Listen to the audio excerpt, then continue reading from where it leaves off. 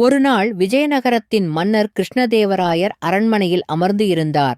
அப்போது ஒரு வியாபாரி அவரை சந்திக்க வந்தான். அவன் கூறினான், மகாராஜா, நான் ஒரு அதிசயமான மந்திர விதையை கொண்டு வந்திருக்கிறேன். இந்த விதையை நட்டால் அது பொன்னாக முளைக்கும். அதைக் கேட்ட மன்னர் ஆச்சரியப்பட்டார். ஆனால் அவர் மனதில் சிறிய சந்தேகம் எழுந்தது. அந்த நேரத்தில் அங்கு இருந்த தெனாலி ராமன் சிரித்துக்கொண்டு பேச ஆரம்பித்தார். மகாராஜா, இந்த விதை சாதாரண விதையில்லை. இதை யார் வேண்டுமானாலும் நட்டால் முளைக்காது. ஒரு முக்கியமான நிபந்தனை இருக்கிறது. மன்னர் கேட்டார். என்ன நிபந்தனை? தெனாலிராமன் அமைதியாகச் சொன்னார். இந்த விதையை ஒருபோதும் பொய் சொல்லாத மனிதன் மட்டும் நட்டால்தான் அது முளைக்கும். அதைக் கேட்டதும் அந்த வியாபாரி உடனே பதறி நின்றான். அவனுக்குப் பேச வார்த்தையே வரவில்லை. மன்னர் சிரித்தார். ஏனெனில் உலகத்தில் ஒருபோதும் பொய் சொல்லாத மனிதன் இருப்பது அரிது என்பதை அவர் அறிந்திருந்தார்.